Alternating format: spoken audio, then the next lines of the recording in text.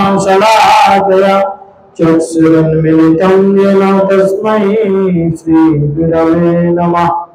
नमामि विष्णुपादाय कृष्णपृष्ठाय भूतले श्रीमते गौरपताका स्वामिनिते नामिने नमाचार्यपादाय निताय कृपा प्रदायिने गौरकथा धामोदय नगर ग्रामोतारिणे नमामि विष्णुपादाय कृष्णपृष्ठाय भूतले श्रीमते भक्तिवेदांत स्वामिनिति नामिने नमस्ते सरस्वती देवे गौरवाणी प्रचारिणे निर्विशेष शून्यवादे पश्चात्प्रदेशतारिणे जय श्री कृष्ण चैतन्य प्रभु नित्यानंद श्री अद्वैत गदाधर श्रीवासदि गौर भक्तवृंद हरे कृष्णा कृष्णा कृष्णा हरे हरे हरे राम राम राम हरे हरे। सकले कृपा करे जोरात करे बोलूं ओम नमो भगवते वासुदेवाय ओम नमो भगवते वासुदेवाय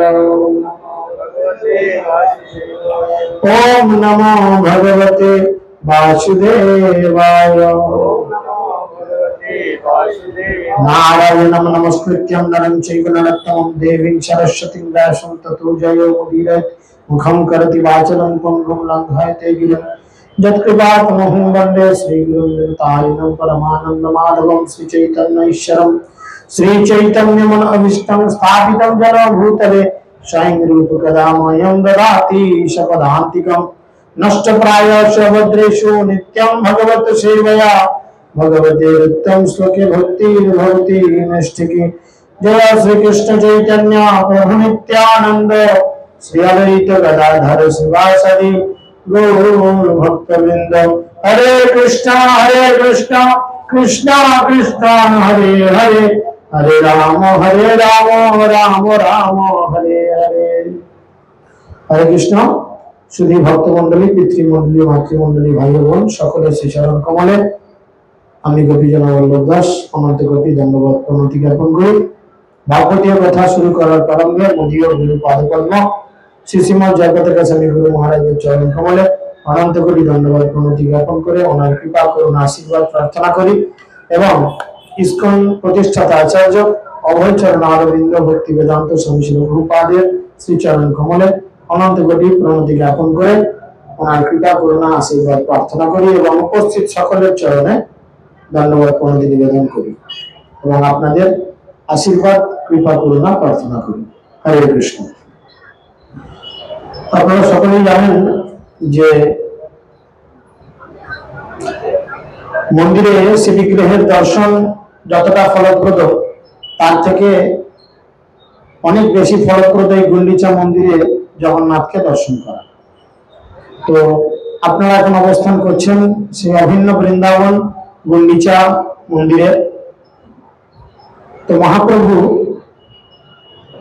তিনি রাধারানীর ভাব এবং অঙ্গকান্তি নিয়ে এই জড়জগতে এসেছিলেন এবং তিনি শিক্ষা দিয়েছিলেন যে কিভাবে কৃষ্ণকে ভালোবাসতে হয়। তাই কৃষ্ণের বিরহে তিনি 12 বছর গম্ভীর লীলা করেছিলেন, যেটাকে আমরা গম্ভীরা লীলা বলে জানি। জয় জয় শ্রী চৈতন্য জয় নিত্যানন্দ জয় দ্বৈত চন্দ্র জয় গৌর ভক্তবৃন্দ। শেষে বিরহিল প্রভু 12 বৎসর কৃষ্ণের বিয়োগ স্ফূর্তি হয় নিরন্তর। শ্রীরাধিকার চেষ্টা যেন উদ্ধব দর্শনে এই মতো দশা প্রভুর হয় রাত্রি দিনে। অর্থাৎ মহাপ্রভু কিরকম ভাবে দিন রাত অতিবাহিত করতেন না, শ্রীমতী রাধারানী যখন কৃষ্ণের থেকে বহুদিন দূরে ছিলেন এবং দূরে থাকার ফলে তার কৃষ্ণের প্রতি এই যে একটা ভাব, সেই ভাব নিয়ে কি করতেন না তিনি সবসময় সবার মধ্যে কৃষ্ণকে খোঁজার একটা চেষ্টা করতেন। আপনারা জানেন উদ্ধব একবার বৃন্দাবনে এসে পৌঁছেছিলেন, আর উদ্ধব এত সুন্দর কৃষ্ণ ভক্তি করতেন যে কৃষ্ণ ভক্তি করার ফলে তার শরীরের গাত্রবর্ণ কৃষ্ণের মতো হয়ে গেছিল এবং তাকেও অনেকটা কৃষ্ণের মতো দেখতে লাগতো।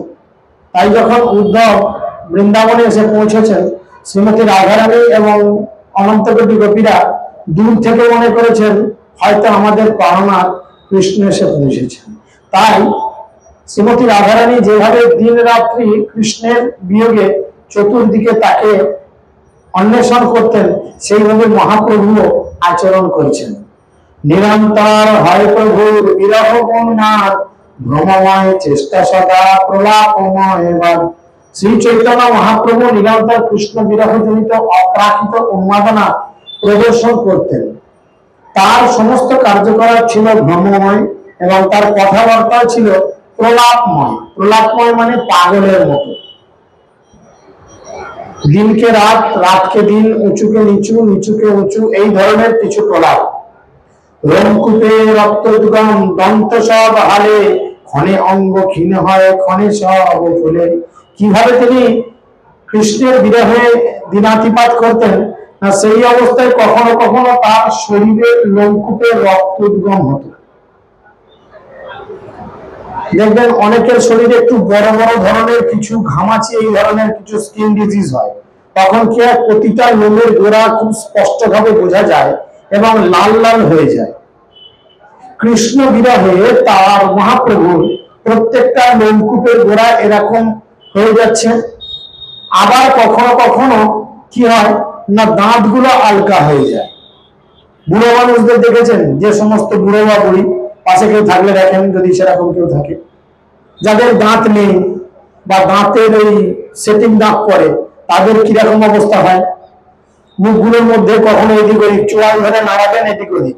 তাহলে মহাপ্রভু রাধারানীর ভাব নিয়ে কৃষ্ণের প্রতি যে প্রেম প্রদর্শন করতেন, অনেক সময় তার এই দাঁত কপাটিগুলো এদিক ওদিক নড়াচড়া করত এবং কখনো কখনো তার সমগ্র দেহটি ক্ষীণ হয়ে যেত।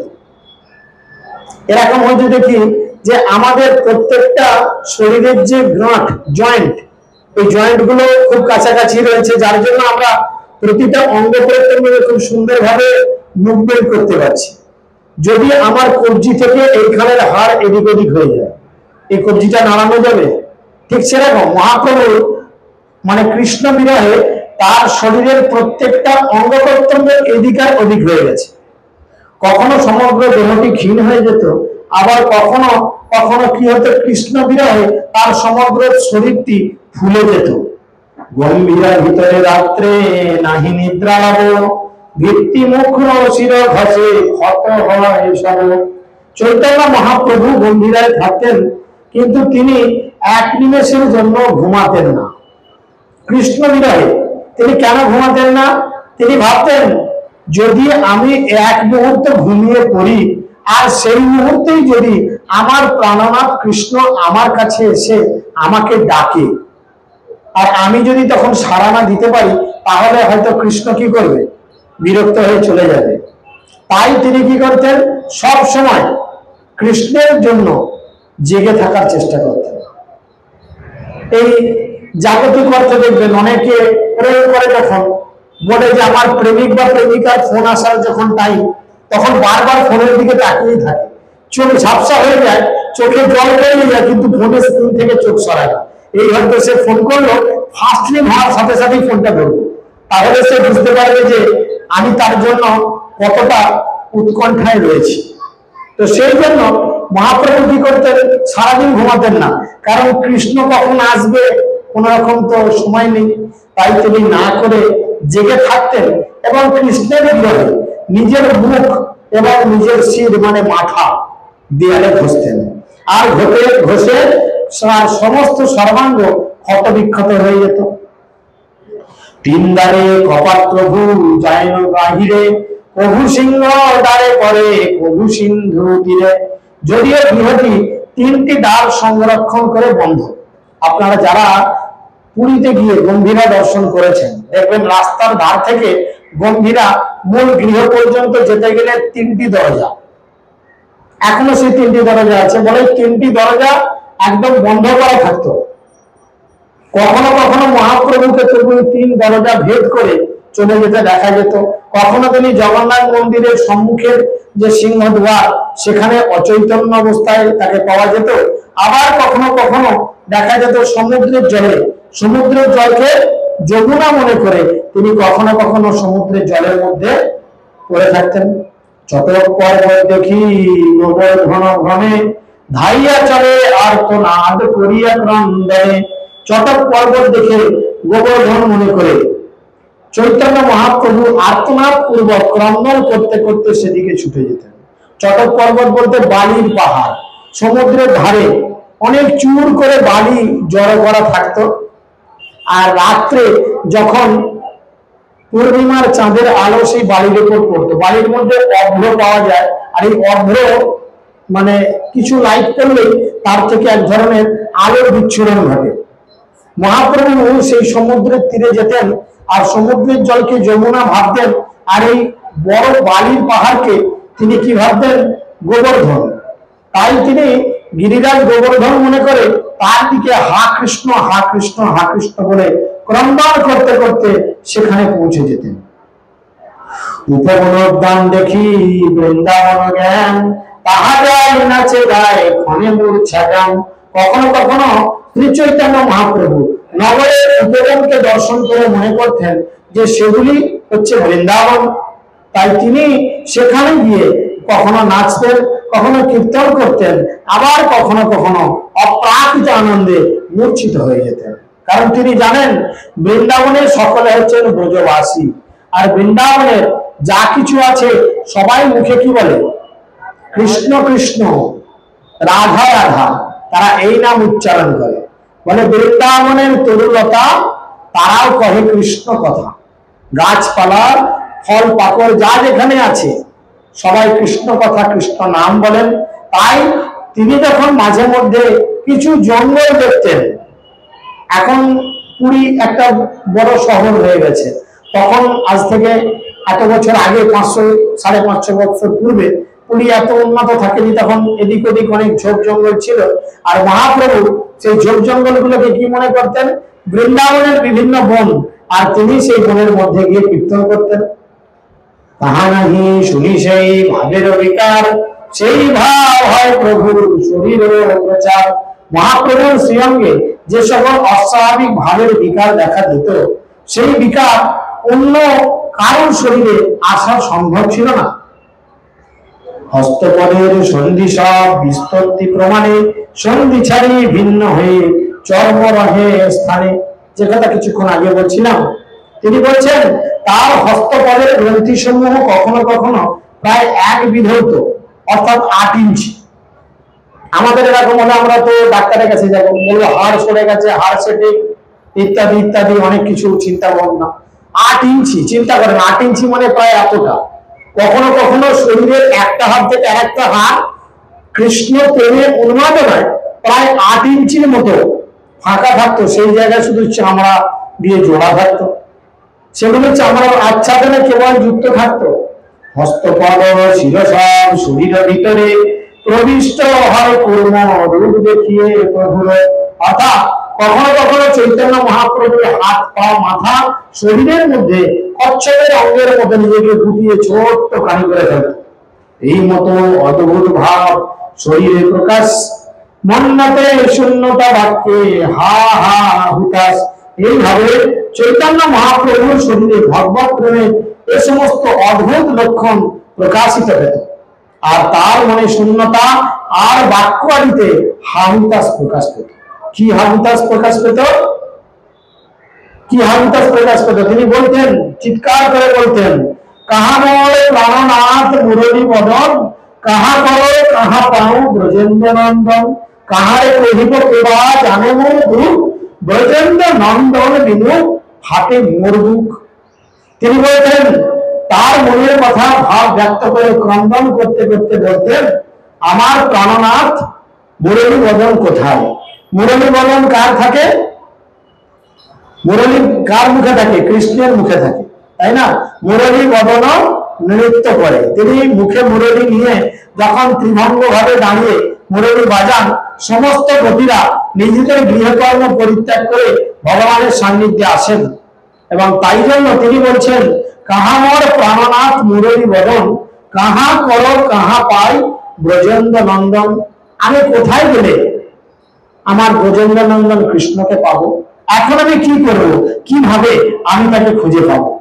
কাহারে কহিবে কেবা জানে মোর দুঃখ। আমি যে এত কষ্ট পাচ্ছি, এত দুঃখ পাচ্ছি, এটা আমি কাকে বলবো, কাকে বুঝাবো? ব্রজেন্দ্র নন্দন বিনু ফাটে মোর দুঃখ। ব্রজেন্দ্র নন্দন শ্রীকৃষ্ণের বিরহে আমার দুঃখে বুক ফেটে যাচ্ছে। এই মতো বিলাপ করে বিহু হল অন্তর, রায়ের নাটক শ্লোক পড়ে নিরন্তর। রামানন্দ রায় সুন্দর করে তার শ্লোক লিখতেন, সেই শ্লোক তিনি বারবার পড়েন। রাধারানী যেটা বিলাপ করে কৃষ্ণের জন্য বলতেন, রাধারানী বলতেন, প্রেমচ্ছেদ অবগচ্ছতি হরি ন অয়ম ন চ প্রেমবাস্থান অবস্থানম অবৈলীন অপি মদনজাতিন দুর্বলান বেদন চ অন্ন দুঃখ্যম অখিলম ন জীবনম বা আশ্রমম ধীত্রাণি এবদিনানি যৌবনম ঈদমহা বিদেকাগতি। শ্রীমতী রাধারানী বিলাপ করতে করতে বলতেন, আমাদের কৃষ্ণ বুঝতে পারে না যে প্রেম জনিত আঘাতে আমরা কি বেদনা অনুভব করি। এরকম আমাদের ফিলিং আসে, তবে কৃষ্ণ বিরহে নয়। আমরা যখন স্কুলে গিয়ে মাস্টার মশাইয়ের কাছে লাঠির বাড়ি খাই, তখন আমরা মনে মনে ভাবি মাস্টার মশাই ফিলিং করতে পারে না, এই কঞ্চির ঘায়ে আমাদের কি বেদনা হতে পারে, তাই না? কিন্তু মহাপ্রভু এখানে সুন্দর করে রাধারানীর ভাব নিয়ে বলছেন। রাধারানী এখানে বলছেন যে কৃষ্ণ বুঝতে পারে না যে প্রেম জনিত আঘাতে আমরা কতটা বেদনা অনুভব করি। প্রেমের কথাই বা কি বলবো, তা স্থানাস্থান গান না জেনেই তো আঘাত করে। মঙ্গলের তো কথাই নেই, কেননা আমরা যে অবলা নারী, সে কোনোদিন সেটা বুঝলোই না। কাকেই বা কি বলবো, কেউই অন্যের গভীর দুঃখ বুঝতে পারে না। আমাদের জীবন আমাদের বসে নয়, যৌবন 2-3 দিনের মতো অল্পক্ষণ স্থায়ী হয়। এই অবস্থায় বিধাতা আমাদের এখন কি গতি হবে। এটি রামানন্দ রায়ের শ্রী জগন্নাথ ধর্মের যে নাটক আছে, এই নাটকের 3-9 নম্বর শ্লোক, দ্বিতীয় অধ্যায় 9 নম্বর শ্লোক থেকে নিয়েছেন। তাই এখানে তিনি বলছেন, কৃষ্ণদাস কবিরাজ গোস্বামী বলছেন রাধারানীর ভাবকে স্মরণ করে, তিনি বলছেন, উপাদিল প্রমাণকুর ভাঙ্গিল যে দুঃখপুর, কৃষ্ণ তাহার নাহি করে পান, গর্হিলে নাগরে রাজ ভিতরে সঠেরে গায়, পর নারী বধে সাবধান। তিনি বলছেন, কৃষ্ণ মিলে রাধারানী বলছেন, হায় আমার দুঃখের কি কথা বলবো, কৃষ্ণের সঙ্গে মিলনের ফলে আমার প্রেমাঙ্কুর উৎপন্ন হয়েছিল। যেমন একটা ছোট্ট ছোলাকে ভিজানোর পরে তার থেকে অঙ্কুর বের হয়, ধীরে ধীরে সেটা গাছে রূপান্তরিত হয় এবং পরবর্তীতে ফল ফুলে সেখানে পরিপূর্ণ হয়। রাধারানী বলছেন যে আমার দুঃখের কথা কি আর বলবো, কৃষ্ণের সঙ্গে মিলন করার জন্য আমার হৃদয়ে প্রেমের অঙ্কুর উৎপন্ন হয়েছিল, কিন্তু কৃষ্ণ বিচ্ছেদের হেতু সেই প্রেমাঙ্কুর আঘাত লেগে এখন দুঃখের প্রবাহ হয়েছে। অঙ্কুর বেরিয়েছিল, কিন্তু কৃষ্ণ বিরহজনিত আঘাত করার ফলে সেই প্রেমের অঙ্কুর ভেঙে যায়, আর ভেঙে যাওয়ার ফলে আমার হৃদয়ে এখন দুঃখ প্রবাহ বইছে।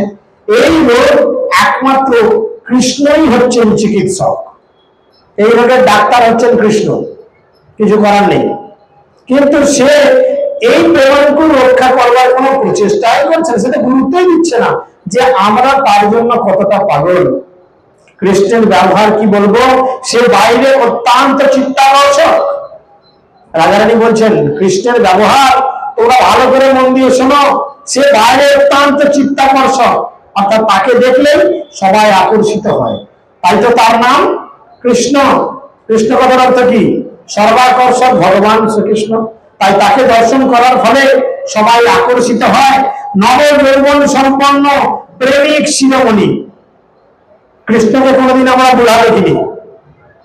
আমার দাদু, তার দাদু, তার দাদু চলে যান এবং আমাদের দাদুকে জিজ্ঞেস করেন, বলেন না কৃষ্ণকে বুড়া দেখিনি। কৃষ্ণ নবযৌবন সম্পন্ন। তো তাই তিনি হচ্ছেন প্রেমিক শিরোমণি। কিভাবে প্রেম করতে হয়, কিভাবে কি করতে হয়, হৃদয়কে চুরি করতে হয়। ব্রজরঙ্গনাদের কি করেছিলেন, তিনি হৃদয়কে চুরি করেছিলেন। তাই তাকে বলা হয়েছিল কি, সব থেকে উৎকৃষ্ট চোর, চোর অগ্রগণ্য, চোরদের মধ্যে সব থেকে আগের সারিতে থাকেন তিনি। কিন্তু অন্তরে সে হচ্ছে এক মহাপ্রতারক। রাধারানী বলছেন সে হচ্ছে এক মহাপ্রতারক এবং পর নারী বধে অত্যন্ত দক্ষ। তোমরা খুব সাবধান, এরকম প্রতারক থেকে তোমরা খুব সাবধান। সখী হে না বুঝিয়ে বিধির বিধান, সুখ লাগিয়ে কইল প্রীত হইল দুঃখ বিপরীত, এবে যায় না রাহে পরাণ। রাধারানী বলছেন হে সখী, এই বিধির বিধান বুঝতে না পেরে সুখের জন্য আমি প্রীত করেছিলাম। বিধি আমার কপালে কি লিখেছে, বিধি আমার কপালে লিখেছে কৃষ্ণের থেকে 113.5 বছর বিচ্ছেদ। তাই বিধির কথা আমি বিশ্বাস করিনি, মানিনি, না মেনে সেই সুখের সাগরে আমি ঝাঁপ দিয়েছিলাম। কিন্তু এই দুঃখের পক্ষে তার বিপরীত ফল দেখা দিয়েছে। এখন আমার প্রাণ যায় যায় অবস্থা, আমি আর মনে হয় বাঁচবো না। কুটিল প্রেমা আগে আর নাহি জানে স্থান, ভালো মন্দ নারী বিচারিতে কুরুর সৎ গুণ ধরে হাতে বলে বন্ধি করে রাখিয়াছে নারী উপস্থিতে। আমাদের কৃষ্ণ সেটাই রকম। আবার প্রেম বলে একটি বস্তু আছে, তার কথা আর কি বলবো, এতক্ষণ কৃষ্ণের কথা তো বললো, বলে একজন আছে, শুধু কৃষ্ণই আমাদের যে এরকম করে ব্যবহার করেন তা নয়, প্রেম বলে একটা বস্তু আছে, বলে তার কথা কি বলবো। প্রেম স্বভাবতই হচ্ছে কুটিল, প্রেম স্বভাবতই কুটিল ও অজ্ঞান বা অন্ধ, তাই না? স্থান গান না বুঝে এবং মন্দ ফলাফল বিচার না করে সেই কৃষ্ণের ক্রূর শখের গুণরঞ্জুতে আমাকেও হাতে গলায় বেঁধে রেখেছে এবং আমি কিছুতেই সেটা ছড়াতে পারছি। এখানে প্রেম আর কৃষ্ণ একসঙ্গে গাঁট ছড়া বেঁধেছে, আর গাঁট ছড়া বেঁধে সেই দড়ি দিয়ে এখন আমাকে বেঁধে রেখেছে। আমাকে বলতে শ্রীমতী রাধারানীকে। শ্রীমতী রাধারানী বলছেন এখন আমাকে বেঁধে রেখেছে, তাই আমি কিছুতে সেই গাঁট বা সেই দড়ি থেকে নিজেকে ছড়াতে পারছি না। যে মদন তনুহীন পরদ্রোহে পরবীন 5 বাণ সন্দেহ অনুক্ষণ, অবলার শরীরে বৃদ্ধি করলে জড়ে জড়ে দুঃখ দেয় নালায় জীবন। এই প্রতিকারের মদন বলে আর একজন রয়েছে, বলছে এরা তো যা করে করে, আবার সেন্টিমেন্টালি ঘা দেওয়ার জন্য আরেকজন আছে ঘরের সর্দার। সে কে না, সে হচ্ছেন রতিপতি মদন দেব। মদন দেবের কি কাজ না, মদন দেব কি করেন, কামবান নিক্ষেপ করেন, কামনা বাসনার বান তীর ধনুক নিয়ে। এখন আর তীর ধনুকের ব্যাপার না, এখন সব বন্দুক পিস্তলের ব্যাপার। তো মদন দেব হয়তো সেরকম কাম বুলেট তার বন্দুকের মধ্যে লাগিয়ে সেই বুলেটের গুলি নিক্ষেপ করেন দূর থেকে। বলে সেও এখন তার সঙ্গে হাত মিলিয়েছে। তার ফলে যে তিনি স্বয়ং তনুহীন, তনুহীন মানে যার কোনো দেহ নেই।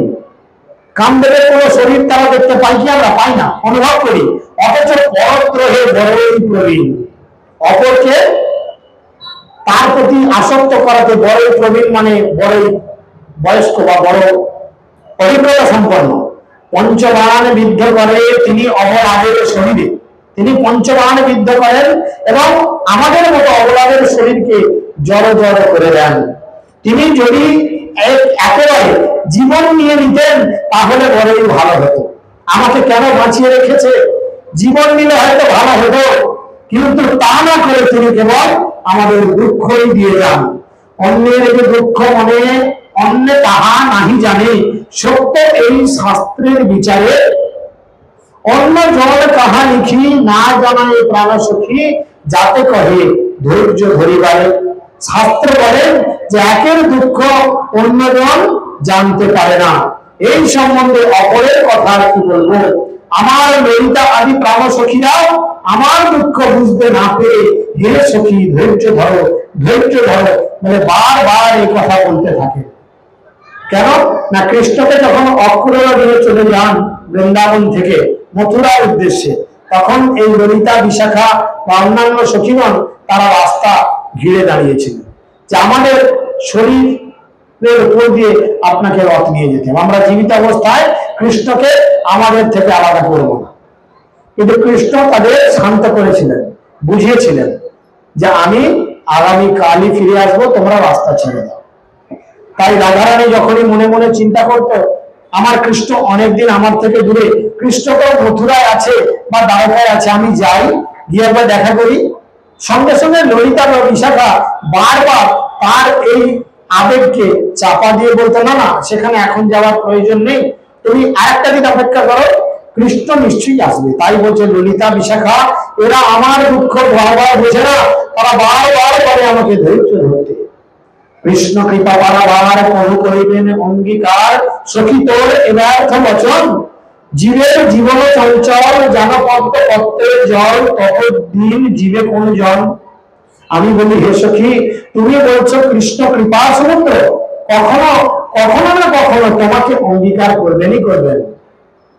তোমার এই কথা কিন্তু আমাকে সান্ত্বনা দিতে পারে না, কারণ এই জীবনে পদ্ম পাতার জলের মতো চঞ্চল, জীবন টলমল কমল দলজল। আমাদের জীবন পদ্ম পাতায় জলের মতো, এই আছে এই নেই, নিঃশ্বাসের প্রভু বিশ্বাস, কোন রকম বিশ্বাস নেই যে আপনি এখন যদি নিঃশ্বাস নিলেন পরেরটা আপনি নাক দিয়ে আবার ছাড়তে পারবেন বা টানতে পারবেন।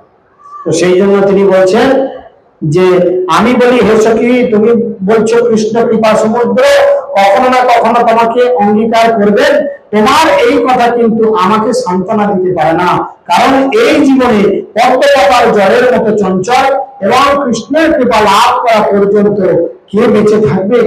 শত বৎসর পর্যন্ত জীবের জীবন অন্ত, এই বাক্য করহ না বিচারি, নারীর যৌবন ধন যারে কৃষ্ণ করে মন, সে যৌবন দিন দুই চারি। মানুষ 100 বছর বেশি বাঁচবে না। আবার বিচার করে দেখো কৃষ্ণের চিত্ত আকর্ষণকারী রমণীদের যৌবন ধন অল্প কয়েকদিনের জন্যই কেবলমাত্র স্থায়ী হয়। 40 পার হলেই আমরা বুড়ো বা বুড়ি হয়ে যাই এখন, তাই না? তো সেই জন্য তিনি বলছেন যে কৃষ্ণ তো সুন্দরী বা এরকম যৌবন সম্পন্ন এদের প্রতি ধাবিত হন, তাহলে আমার শরীর ধীরে ধীরে আমি বুড়ি হয়ে যাচ্ছি, রাধারানী বলছেন আমি বুড়ি হয়ে যাচ্ছি, তাহলে আমার শরীরে এই রকম রূপ কতদিন থাকতে পারে? অল্প কদিনের জন্য। তাহলে কৃষ্ণ আমাকে কবে চিন্তা করবেন? অগ্নি জ্বলছে নিজে ধাম দেখাই যে অভিরাম, পাতক গিয়ে আকর্ষিয়া ঘরে, কৃষ্ণ বলছে নিজে বলে দেখাইয়া হরে মন, পাছে দুঃখ সমুদ্রের ভাবে। তুমি যদি বলো কৃষ্ণ হচ্ছে অপ্রাকৃত গুণের সমুদ্র স্বরূপ এবং কোন এক সময় অবশ্যই সে কৃপা করবেন, তাহলে আমি বলি অগ্নি যেমন নিজের আলো দেখিয়ে পতঙ্গীদের আকর্ষণ করে মেরে ফেলে, কৃষ্ণ গুণ তেমনি গুণের চাকচিক্য দেখিয়ে নারীদের মন আকর্ষণ করে তাদের বিচ্ছেদ দুঃখ সমুদ্রে ডুবিয়ে দেয়। আগুন জ্বলে কি হয়? পতঙ্গ যেখানেই থাকে ছুটতে ছুটতে এসে আগুনের মধ্যে ঝাঁপ দেয়। সেরকম তিনি বলছেন কৃষ্ণের কৃপায় এরকম কি না আমরা না চাইলে কৃষ্ণের প্রতি আমরা আকর্ষিত হয়ে যাই। কৃষ্ণের গুণ তেমন গুণের চাকচিক্য দেখিয়ে নারীদের মনকে আকর্ষণ করেন এবং তাদের বিচ্ছেদের দুঃখ সমুদ্রে ডুবিয়ে দেয়। এত বিলাপ করি বিচ্ছাদেশী গৌর হরি, উভয়া দুঃখের কপাট, ভাবের তরঙ্গ বলে নানা রূপ মন চলে, আর এক শ্লোক কইল পাঠ। এইভাবে গভীর বিচ্ছাদে বিলাপ করতে করতে গৌর হরি তার দুঃখের কপাট উন্মুক্ত করলেন এবং ভাবের তরঙ্গ প্রবাহে তার চিত্ত প্রবাহিত হয় এবং সেই অবস্থায় তিনি আরেকটি শ্লোক পাঠ করলেন। তিনি বললেন শ্রীকৃষ্ণ রূপ আদি নিবেশনম বিতদার্থানি মে অহরণি আখিল ইন্দ্রিয়ানি অলং পাচন শুষ্ক ইন্দন ভারকানি অহবিরোহনি ভাতা কথম পুত্র। হে সখী, শ্রীকৃষ্ণের রূপ গুণ লীলা আদি সেবন না করে আমার দিনগুলি যে সমস্ত ইন্দ্রিয়গুলি ব্যর্থ হয়েছে, এখন পাষাণ ও শুকনো কাঠের ভরের মতো এই ইন্দ্রিয়গুলোকে আমি নির্লজ্জ হয়ে কিভাবে ধারণ করতে সমর্থ হব? বংশী গানামৃত ধাম লবণামৃত জন্মস্থান, যে না দেখে সে চাঁদের এখন, সে নয়নে কি ডাকার পরে তার মন্দিরাজ, সে নয়ন রহে কি কারণ। যে চক্ষু শ্রীকৃষ্ণের চন্দ্র সাদৃশ্য সুন্দর মুখমণ্ডল বা বদন দর্শন করে না, যা হচ্ছে সমস্ত সৌন্দর্য এবং বংশীগীত রূপ অমৃতের উৎস। সেই চক্ষুর কি প্রয়োজন? যে চোখ দিয়ে আমরা ভগবান শ্রীকৃষ্ণের সুন্দর রূপ দর্শন করব না, সেই চোখ রাখার কি প্রয়োজন? এখানে মহাপ্রভু বলছেন তার মাথায় পড়ুক বাজ। সেই চোখ রেখে কি লাভ? সখিয়ে শুনো মোর হত বিধি বল, মোর একটু চিত্ত মন সকল ইন্দ্রিয় গণ কৃষ্ণ বিনু সকল বিফল। হে সখী, কৃপা করে আমার কথা শুনো। বিধাতা কর্তৃক প্রদত্ত আমার সমস্ত বল আমি হারিয়ে ফেলেছি। শ্রীকৃষ্ণ ব্যতীত আমার দেহ, চেতনা, মন এবং আমার সমস্ত ইন্দ্রিয়গুলো আজ ব্যর্থ হয়েছে। কৃষ্ণের মধুর বাণী অমৃতের তরঙ্গিনী, তার প্রবেশে নাহি সে শ্রবণে। কানা করি ছিদ্র সম জানিহ সে শ্রবণ, তার জন্ম হইল অকারণে। শ্রীকৃষ্ণের মধুর বাণী অমৃতের তরঙ্গের মতো। সেই অমৃত যদি কর্ণকুহরে প্রবেশ না করে, তাহলে সেই কর্ণ কানা করি ছিদ্রের মতো, অকারণে সেই কর্ণের সৃষ্ট হয়েছে। কৃষ্ণের অধরামৃত কৃষ্ণ কোন চরিত, সুধাসার সাধ বিনিন্দন। তার সাধ যে না জানে জনিমিয়া না মহিল কানে, সে রসনা ভেগজি ভাষণ। কৃষ্ণের অধরামৃত এবং কৃষ্ণের অপ্রাকৃত গুণ ও বৈশিষ্ট্য সকল প্রকার সুধার নির্যাসের স্বাদকেও তুচ্ছ করে দেয়। সেই স্বাদ যে আস্বাদন না করে, সে জন্মেই মরে গেল না কেন? এবং তার জিহ্বা ব্যাঙের জিহ্বার মতো। বলে ব্যাঙ অনেক সময় চিৎকার করে, বর্ষাকালে ব্যাঙের ডাক শুনেছেন? ব্যাঙ অনেক সময় চিৎকার করে, আর এই চিৎকারের ধ্বনি কার কাছে পৌঁছায়? সাপের কাছে। সাপ কিন্তু খুঁজে পাচ্ছে না আমার খাদ্য কোথায় বা আমার শিকার কোথায়। ব্যাঙ চিৎকার করে জানিয়ে দিচ্ছে যে আমি এখানে আছি, তুমি আমাকে এসে গ্রহণ করো। তো সেই রকম এখানে শ্রীমতী রাধারানী বলছেন, যার জিহ্বা বা যাদের জিহ্বা কৃষ্ণ নাম বা কৃষ্ণ গুণমহিমা কীর্তন করে না, উচ্চারণ করে না, তাদের জিহ্বা, তারা কেন জন্মেই মরে গেল না? জন্মেই মরে গেল না কেন? বা তার জিহ্বা ব্যাঙের জিহ্বার মতো। মৃতমদ নীলত পল মিলন সে পরিমল, যেই হরে তার গর্বমান। হেন কৃষ্ণ অঙ্গবন্ধ, যার নাহি সে সম্বন্ধ, সেই নাসা হস্ত্রার সমান। কস্তুরী আর নীল কমলের সৌরভের মিলনে যে অপূর্ব সুগন্ধের উৎপত্তি হয়, শ্রীকৃষ্ণের অঙ্গের গন্ধ সেই গন্ধকে খর্ব করে দেয়। তাই সেই শ্রীকৃষ্ণের অঙ্গগন্ধ যে আঘ্রাণ করল না, তার নাসিকা কামারের হাপড়ের মতো। কামার সালে হাপড় দেখেছেন? সারাদিন শুধু হাপাস হাপাস করে, এর কোনো কাজ নেই। তো সেই জন্য বলে যাদের নাক শ্রীকৃষ্ণের অর্পিত যে পুষ্প বা তুলসীর গন্ধ নেয় না, বা শ্রীকৃষ্ণের শরীরের সুন্দর গন্ধ যাদের নাকের মধ্যে প্রবেশ করে না, তাদের সেই নাক কামারের হাপড়ের মতো। কৃষ্ণ করে পদতল কোটিচন্দ্র সুশীতল, তার স্পর্শ যেন স্পর্শমণি। তার স্পর্শ নাহি যার, যে যাউক ছাড়খার, সে যাউক ছাড়খার, সেই গোপন লৌহ সমজানি। শ্রীকৃষ্ণের করকমল পদতল এত স্নিগ্ধ যে তার সঙ্গে কোটি কোটি চন্দ্রের সুশীতলতার তুলনা করা যায়। তার স্পর্শ যেন স্পর্শমণির স্পর্শের মতো, কিন্তু যে সেই হস্তপদ স্পর্শ করল না, তার জীবন ব্যর্থ এবং তার দেহ লোহার মতো। বুঝা গেল? হইয়াত বিলাপন প্রভু সচিনন্দন, উভয়া হৃদয়ে দোষ। দৈন নির্বেদ বিষাদে হৃদয়ের অবসাদে, পুনরপি পড়েন এক শ্লোক। তিনি আবার একটি শ্লোক করলেন, যদা জাত দৈবত মধুরিপু অসৈ লোচন পদম তথা আকসমং চেতমোদম হতকেন হরিতম অদ্ভুত পুনঃযস্মিন এষ খনম ওপি এতি পদবিম বিধাত তস্যং তস্মিন অফল ঘটিকা রত্ন খচিতা। দৈবত শ্রীকৃষ্ণের রূপ আমার নয়ন পথগামী হলে আমার চিত্ত দর্শন সৌভাগ্য মদ কর্তৃক হওয়ার মতো। মদ এবং আনন্দ নামক কোন তত্ত্ব তা অপহরণ করেছিল এবং আমাকে প্রাণ ভরে সেই ইষ্টদেবকে দেখতে দেয়নি। আবার যখন পুনরায় সেই কৃষ্ণ স্বরূপ দেখতে পাবো, তখন সেই সময়কে আমি বহু রত্ন দিয়ে অলঙ্কৃত করব। আমরা যার জন্য কীর্তনের মধ্যে বলি, জগন্নাথ স্বামী নয়ন পথগামী। তিনি যেন আমাদের নয়নের সামনে থাকেন, নয়নে তাকে আমরা দেখি। যেখানে বা স্বপনে দেখিনু বংশী বদনে, সেই কালে আইলা দুই বৈরী, আনন্দ মদন হরি নীলমর মন, দেখিতে না পাইনু নেত্র ভরি। বলে যখন কৃষ্ণ আমার সামনে এসে দাঁড়ালো, কৃষ্ণকে দর্শন করব এরকম একটা পরিস্থিতি তৈরি হলো, তখন দুইটি শত্রু এসে দাঁড়ালো। এই দুটি শত্রু আমাদের জীবনেও আসে। কে কে? না, এক হচ্ছে আনন্দ, দুই হচ্ছে মদন। অতিরিক্ত আনন্দে আমরা আত্মহারা হয়ে যাই, তখন কি করতে হয় না হয় হৃদয় জ্ঞান শূন্য হয়ে যায়। আর মদন দেব এসে কি করেন?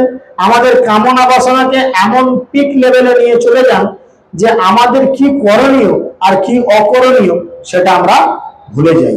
তাই সেখানে তিনি বলছেন, দুজনে আসলেন যে সময়ে বা স্বপ্নে বংশী বদন শ্রীকৃষ্ণকে আমার দেখার সৌভাগ্য হলো, তখন আমার দুইটি শত্রু এসে উপস্থিত হলো। তারা হচ্ছেন আনন্দ আর মদন। তারা যেন আমার মন হরণ করে নিল। আমি আমার নেত্র ভরে শ্রীকৃষ্ণের মুখকমল দর্শন করতে পারলাম। এই যে আমরা যখন জপ করি, মদনদেব মাঝে মধ্যে তীর ছড়ে, মনের মধ্যে তখনই সব হিসেব আছে, অন্য সময় মনে পড়ে না। যখনই হরে কৃষ্ণের জপের মালা হাতে নিয়ে আপনি জপ করবেন, তখন মনে পড়বে কার কাছে 10 টাকা ধার ছিল আর কে আপনার খাতায় 20 টাকা ডিউ রেখে গেছে। অন্য সময় মনে সাধারণত পড়ে না, কারণ মদনদেব তখনই আপনার মনের মধ্যে পাঠিয়ে দেন। তাই আমাদের কি করতে হবে? মন প্রাণ দিয়ে কৃষ্ণকে দর্শন করার প্রচেষ্টা করতে হবে। বলো যদি কোনক্ষণ করায় কৃষ্ণ দর্শন, তবে সেই ঘটি ক্ষণপল, দিয়ামালা চন্দন নানা রত্ন আভরণ, অলঙ্কৃত করিমু সকল। পুনরায় যদি আমায় কোন এক সময় শ্রীকৃষ্ণ দর্শন দান করার সৌভাগ্য করেন, তাহলে আমি মালা চন্দন এবং নানা রত্ন অলঙ্কার দিয়ে সেই সময়টিকে অলঙ্কৃত করব। ঘনরাজ্যে হইল মন, আগে দেখে দুইজন, তারে পুছে আমি না চৈতন্য, স্বপ্ন প্রায় কি দেখিনু, কিবা আমি প্রলাপিনু, তোমরা কিছু শুনিয়াছ বইন। চৈতন্য মহাপ্রভু বাহ্য জ্ঞান তখন লাভ করলেন, আর তখন তিনি তার সামনে দুইজন মানুষকে দেখতে পেলেন। তাদের তিনি জিজ্ঞাসা করলেন, আচ্ছা আমি কি সচেতন? আমি কি স্বপ্ন দেখছিলাম? আমি কি প্রলাপ করছিলাম? তোমরা কি আমাকে কোনো দৈবক্তি করতে শুনেছ? শুনো মোর প্রাণের বান্ধব, নাহি কৃষ্ণ প্রেম ধন, দরিদ্র মোর জীবন, দেহেন্দ্রিয় বৃথা মোর সব। চৈতন্য মহাপ্রভু বললেন, তোমরা আমার প্রাণের বন্ধু, তাই আমি তোমাদের বলছি যে কৃষ্ণ প্রেমরূপ সম্বন্ধ আমার নেই, তাই আমার জীবন অত্যন্ত দরিদ্রগ্রস্ত। আমার দেহ এবং ইন্দ্রিয় এই সকলই প্রায় অর্থহীন। কোন কহে হায় হায় শুনো স্বরূপের আমার আয়, এই মোর হৃদয়ে নিশ্চয়। শুনি করব বিচার, হয় না হয় কহসার, এত বলি শ্লোক উচ্চ রায়। পুনরায় তিনি স্বরূপ দামোদর এবং রামানন্দ রায়কে সম্বোধন করে অত্যন্ত ব্যাকুল ভাবে বললেন, তোমরা নিশ্চয়ই আমার হৃদয়ের কথা জানো। এই স্বরূপ দামোদর রামানন্দ রায় ছিলেন মহাপ্রভুর খুব একান্ত অনুগত পার্শ্ব। আরেকজন ছিলেন পুণ্ডরিক বিদ্যানিধি, যিনি পূর্ব লীলায় ছিলেন বৃষভানু রাজা। সেই পুণ্ডরিক বিদ্যানিধি একবার জগন্নাথের মন্দিরে প্রবেশ করেন, আর জগন্নাথের সমস্ত পাণ্ডাদের এই সমস্ত আচার আচরণ দেখে তার মনের মধ্যে অনেক সংশয় দেখা দেয়। তিনি দেখলেন যে কখনো ভগবানকে সচরাচর মার দেয়া বস্ত্র পরানো হয় না, তাকে ধুয়ে পরাতে হয়। কিন্তু বছরের একটা দিন আসে, প্রধান ষষ্ঠী যাকে বলে, তখন জগন্নাথের গায়ে মার সমেত বস্ত্র চাপানো হয় এবং ভক্তরাও যারা পাণ্ডারা থাকে তারাও চাপায়। আর পুণ্ডরিক বিদ্যানিধি ওই সময় গেছে, চৈতন্য ভাগবতে বৃন্দাবন দাস ঠাকুর বর্ণনা করছেন। পুণ্ডরিক বিদ্যানিধি সেই সময় গেছেন, গিয়ে এরকম কিছু অবস্থা দর্শন করে তিনি মনে মনে চিন্তা করছেন যে এ কি ধরনের আচরণ, এ ভক্তদের কিরকম স্বভাব ইত্যাদি চিন্তা করতে করতে রাত্রিরে বিছানায় শুয়েছেন। আর জগন্নাথ রেগে গিয়ে কি করেছেন, বলরাম আর জগন্নাথ দুজনে রেগে গিয়ে সেই রাত্রে পুণ্ডরিক বিদ্যানিধির কাছে গিয়ে পৌঁছেছেন। আর পুণ্ডরিক বিদ্যানিধি চিত হয়ে শুয়ে ঘুমাচ্ছেন, তার বুকের উপর জগন্নাথ বলদেব বসে দুজনে কি করেছেন, পুণ্ডরিক বিদ্যানিধির গালে ঠাস ঠাস করে চড় মেরেছে। এমন ঝাঁপিয়ে চড় মেরেছে যে গাল এত ফুলে গেছে, পরের দিনে মঙ্গল আরতিতে সে গাল ধরে বসে আছে, বাড়ি থেকে বেরোয়নি। মহাপ্রভু তিনি হচ্ছেন জগতের নাথ, মন্দিরে রয়েছেন অচল জগন্নাথ আর বাইরে রয়েছেন সচল জগন্নাথ। তো তিনি সব জানেন, তিনি কি করছেন, সমস্ত ভক্তগণের কাছে প্রশ্ন করছে, আচ্ছা আজকে মঙ্গল আরতিতে সব ভক্তদের দেখলাম, কই পুণ্ডরিক বিদ্যানিধি এলো না তো। তিনি জানেন যে আমি রাত্রিরে গিয়ে তার গালে কি করেছি, চড় মেরেছি। এরকম দক্ষিণের থেকে এসেছিলেন একজন ভক্ত, তো তিনি এরকম চিন্তা ভাবনা করতেন, পান্ডারা কি হবে, পান্ডারা এই হবে তাই হবে। তো জগন্নাথ তার কাছে গিয়ে কি করেছিল, তার হাত ধরে জানলা দিয়ে ছুঁড়ে বার করে দিয়েছিল। সে প্রায় 250 কিলোমিটার দূরে গিয়ে একটি কুণ্ডের কাছে গিয়ে পতিত হয়েছিল। এরকম জগন্নাথ তার লীলাবিলাসের মধ্যে রাখেন। তাই তিনি বলছেন যে পুনরায় শরৎ দামোদর আর রামানন্দ রায়কে সম্বোধন করে ব্যাকুল ভাবে বললেন, হয় তোমরা নিশ্চয় আমার হৃদয়ের কথা জানো, আমি কি চাইছি তোমরা নিশ্চয়ই জানো। আমার হৃদয় জেনে তোমরা বিচার করো, আমি ভ্রান্ত না আমি অভ্রান্ত, তোমরা যথাযথ ভাবে আমাকে তা বলো। এই বলে চৈতন্য মহাপ্রভু বললেন, কই অবজার হৃদয়ম तन्मम नाही है मनुष्य लौहा लोह कहस वीर है हेमंती को जियाय। অর্থাৎ ভগবত প্রেম সব রকম কৈতব রহিত এবং তা জড়জগতে কখনোই প্রকাশিত হয় না। যদিও প্রকাশিত হয় কিন্তু বিরহ হয় না, যদিও বিরহ হয় তবে জীবন থাকে না। অকৈতব কৃষ্ণ প্রেম যেন জন্মন দহেম, সেই প্রেমা নিলকে না হয়, যদি হয় তার যোগ, না হয় তবে বিয়োগ, বিয়োগে হইলে কেহ না জিয়ায়। শুদ্ধ কৃষ্ণ প্রেম ঠিক যমুনাদের সোনার মতো, সেই প্রেম নীলকে অনুপস্থিত। যদি তা দেখা যায় তবে কখনো তার মধ্যে বিচ্ছেদ দেখা যায় না, আর যদি আবার বিচ্ছেদ হয় তবে জীবনে তারা বেঁচে থাকে না। এত কহি শচী সুত শ্লোক পরে অদ্ভুত, শুনো দুহে এক মন হইয়া, আপন হৃদয় কাজ কহিতে বসায় লাজ, তবু কহি লাল বীজ খাইয়া। এই বলে শচীসুত আরেকটি অদ্ভুত শ্লোক পাঠ করলেন এবং রামানন্দ রায় ও শরৎ দামোদর একাগ্র চিত্তে তা শ্রবণ করলেন। শ্রী চৈতন্য মহাপ্রভু বললেন, আমার হৃদয়ের এই কার্যকলাপ ব্যক্ত করতে আমি লজ্জা অনুভব করছি, তবুও লজ্জার মাথা খেয়ে আমি তোমাদের কাছে বলছি, না প্রেম গন্ধ অস্তি দ্বারা অপি মে, হরৌ ক্রন্দমি সৌভাগ্য ভরম, প্রকাশিতং বংশী বিলাসী, আনন্দকম বিনা বিধর্মী যৎ প্রাণ পতঙ্গ কামৃথা। হে সখী, আমার হৃদয়ে কৃষ্ণের প্রতি কোন নাম গন্ধ নেই।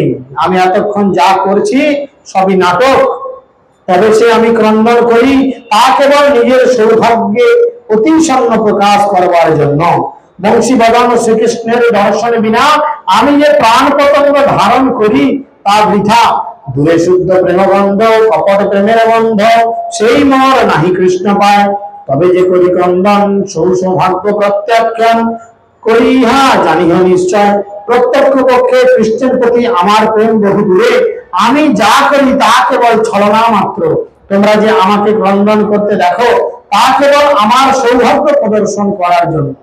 যে আমি এত কান্নাকাটি করি এটা আমার সৌভাগ্য দেখানোর জন্য। অ্যাকচুয়াল কোন শুদ্ধ ভক্ত কখনো নিজের ভক্তি জীবনের এই গোপন তথ্য বলে না। ভক্তিবিনোদ ঠাকুর বলছেন, আপন ভজন কথা না কহিবে যথা কথা।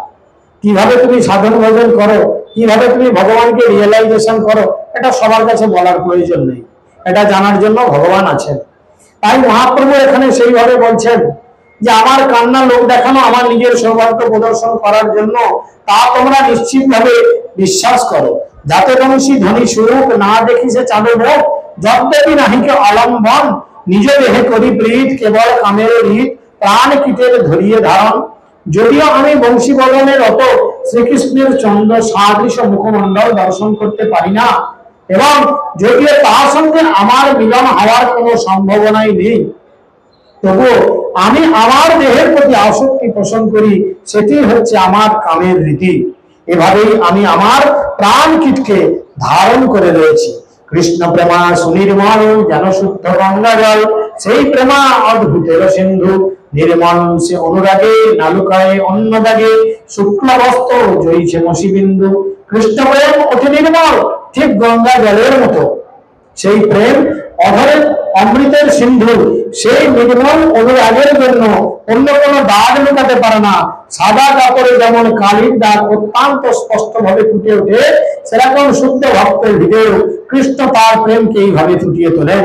শুদ্ধ প্রেম সুখ সিন্ধু পাই তার এক বিন্দু, সেই বিন্দু জগৎ ডুবায়। কহিবার যোগ্য নয় তথাপি বাউল কয়, কহিলে বা কেবা পাতিয়ায়। শুদ্ধ কৃষ্ণ প্রেম আনন্দের সমুদ্রের মতো, তার এক বিন্দু সমস্ত জগৎকে ভাসিয়ে দিতে পারে। এই ধরনের ভগবত প্রেমের কথা প্রকাশ করার যোগ্য নয়, তবুও অনুমানে তা বলে। আর সেটা বললেও তার কথা কেউ বিশ্বাস করে না। এই মতো দিনে দিনে সর্বরামানন্দ সানে নিজ ভাব করেন বিদিত। বাহ্যে বিষ জ্বালা হয় ভিতরে আনন্দময়, কৃষ্ণ প্রেমার অদ্ভুত চরিত। এই প্রেমা আস্বাদন তপ্ত ইক্ষু চরবন, মুখ জলে না যায় তেজন। সেই প্রেমা যার মনে তার বিক্রম, সেই জানে বিষামৃত একত্র মিলানে। বলে কৃষ্ণ প্রেম এমনই এক তপ্ত ইক্ষুদণ্ড তরল রস চর্বণের মতো, অর্থাৎ গরম আখের রস মুখের মধ্যে নেওয়া হয়ে গেছে। এখন আপনি এত মিষ্টি পাচ্ছেন আখের রস, সেটা আপনি ফেলতেও পারছেন না আর মুখে রাখতেও পারছেন না। তাহলে গরম রস কি হবে? আপনার মুখ জ্বালিয়ে দেবে। তাহলে কৃষ্ণ প্রেম ঠিক সেরকম। এই প্রেমে যখন কেউ মেতে যায়, সে না পারে কৃষ্ণকে ছাড়া থাকতে, আর না পারে কৃষ্ণকে নিজের হৃদয় থেকে দূরে অন্য কোথাও সরিয়ে দিতে। মহাপ্রভু বললেন, হে সুন্দরী, নন্দনন্দন সম্বন্ধীয় প্রেমা যার হৃদয় জাগরিত হয়েছে, তার বক্র এবং মধুর ভাব বিক্রম সমূহ স্পষ্ট ভাবে প্রকাশ পায়। সেই প্রেম দুভাবে কার্য করে, অর্থাৎ নতুন সর্প বিষের কটুতার গন্ধর্বে সহজাত পীড়ার দ্বারা নির্বাসিত করে, অর্থাৎ চরম দুঃখে হৃদয় করায়। আবার আনন্দের বর্ষণ ধারা অমৃতের মাধুর্যের যে অহংকার, তার সংকোচনকারী পরম সুখ অনুভব করে। মহাপ্রভু এইভাবে স্বরূপ দামোদর এবং রামানন্দ রায় এবং অন্যান্য সমস্ত ভক্তগণকে বলতে বলতে তিনি খুব মধুর স্বরে হরিনাম সংকীর্তন করলেন। এবং সেই হরিনাম সংকীর্তন করতে করতে তিনি জগন্নাথ মন্দিরের দিকে রওনা দিলেন, জগন্নাথকে দুই চোখে দর্শন করলেন। তাই আমরাও সেইভাবে জগন্নাথকে দর্শন করার লালসায় হরিনাম সংকীর্তন করি। মহাপ্রভু কীর্তন করলেন আর বললেন, হরে কৃষ্ণ কৃষ্ণ কৃষ্ণ হরে হরে, হরে রাম রাম রাম হরে হরে, হরে কৃষ্ণ কৃষ্ণ কৃষ্ণ হরে হরে, রাম হরে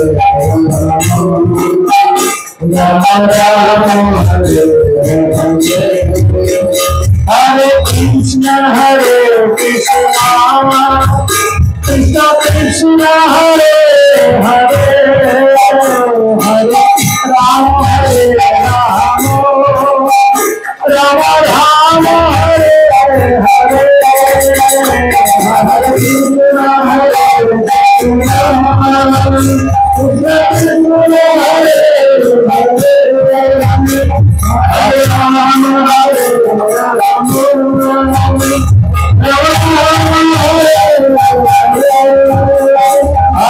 কৃষ্ণ Hare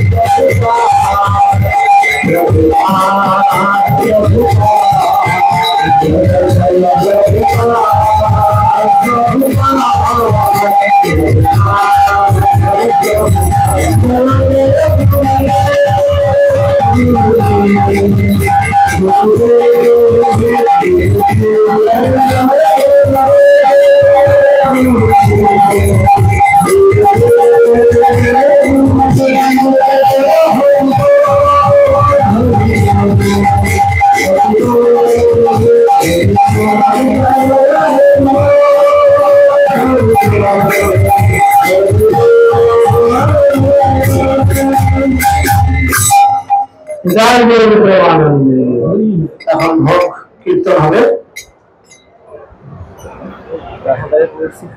নাকি দেখো দেখো